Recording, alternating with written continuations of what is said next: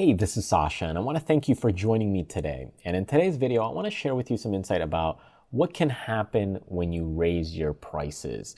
I find that oftentimes many people, especially business owners, online entrepreneurs, are just really nervous about raising their prices. They're scared of what's going to happen, more so along the lines of losing sales and not making money to survive in their business, or not making money to sustain and continue growing their business. So they want to be at least price competitive, because ultimately that's what people compete on, is price.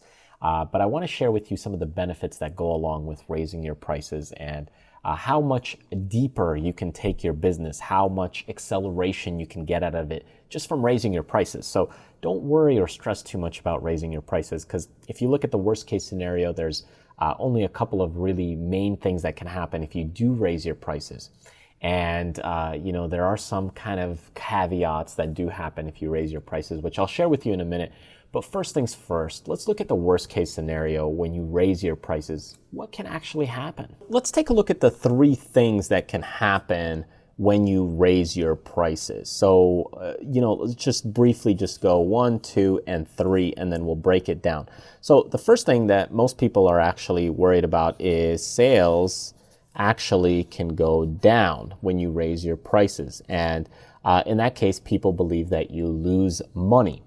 The second thing is sales can stay the same, okay? So they don't move.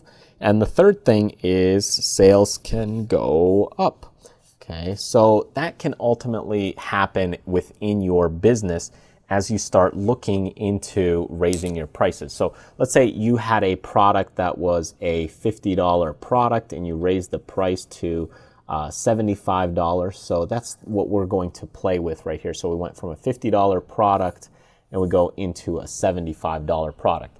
Now, you might be wondering, okay, well, sales going down is probably a logical explanation. Well, with a higher price, less people are going to want it, so therefore you lose some money. So psychologically, this one's easy to understand.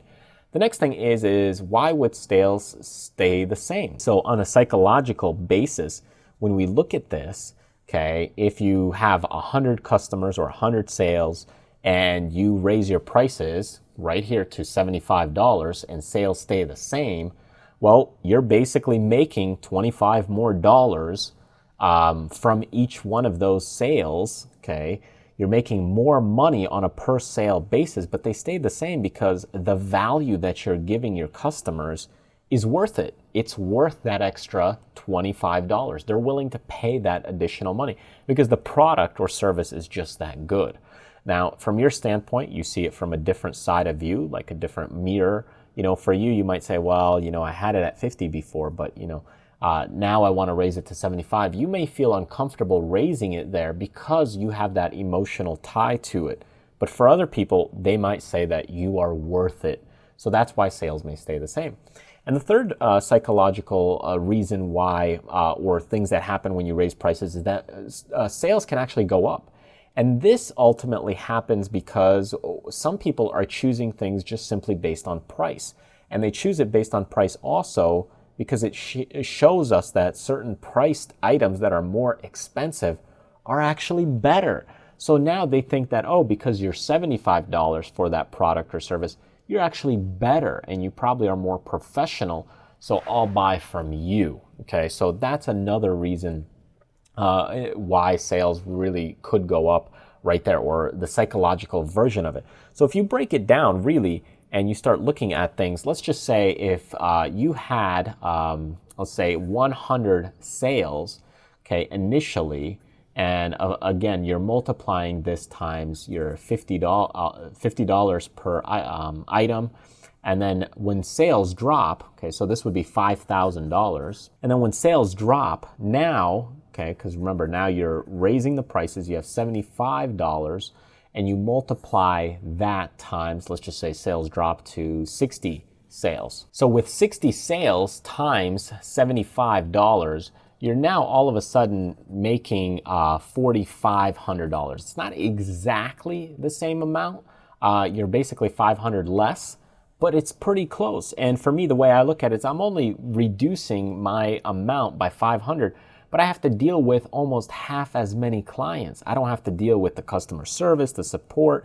I only have to please 60 people rather than 100 people. Now, to get it to that 5,000 level, you really just need 66 customers, because if you multiply it times 75, that'll give you the $4,950. So it's really close to $5,000 that you would have had initially. So basically, as long as the drop that you have isn't more than, let's say, 1/3 or 30% or so, you're fine. So even if you had a little bit of drop, you're okay, because you have to deal with less customers. So even sales going down is not that bad when you raise your prices. Now, if sales stay the same, so again, let's just say you had 100 and you multiply times 50. So here you're still at $5,000 initially. But now if sales stay the same, let's say 100, but you're charging now 75, now you're making 7,500. So this also is a great thing. Okay, so you're basically making more simply from the fact that sales stay the same. You're making $2,500 more right there. Okay, and the final thing is, as we mentioned, is you have 100 times, let's say 50. So now you're making $5,000 originally. And here, if sales go up, let's say it's 125 times 75, now you're making $9,375. So you're making almost double that amount, because sales went up and you raised your prices. So it's quite good in almost all aspects, with the exception of this one. But even with this one, it's still pretty good as long as your sales don't drop more than about 30%, depending on obviously how much you raise your prices. So looking at all these things, it's fantastic and great in almost all aspects. So the worst case scenario is, what do you have to lose? I mean, is if you're really worried about that major drop, if this is going to happen, then of course you could bring your prices back to where they were. Now keep in mind, price is the default way to compete.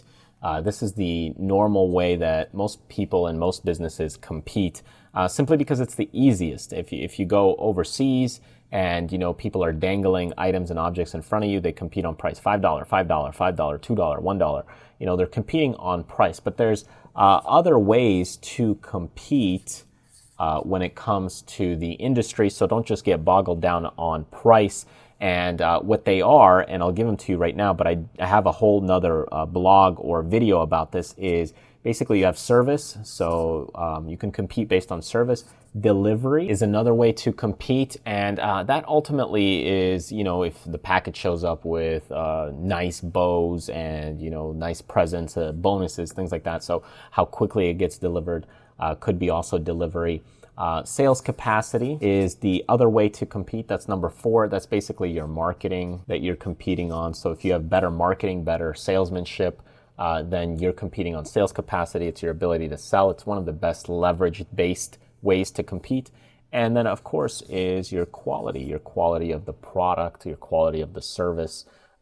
Quality is another way. So basically price, service, delivery, sales capacity, and quality. And this I got from a book by Larry Steinmetz. But in either case, the point here I'm trying to make is that when you're looking at your prices, and you're competing only on price, it's only one level or one area that you're competing on, when in fact there's so many other ways and levels. And if you're looking at your raising your prices, most of these things are just fine. Even if sales do go down, if sales stay the same, you're fine. If sales go up, you're fine.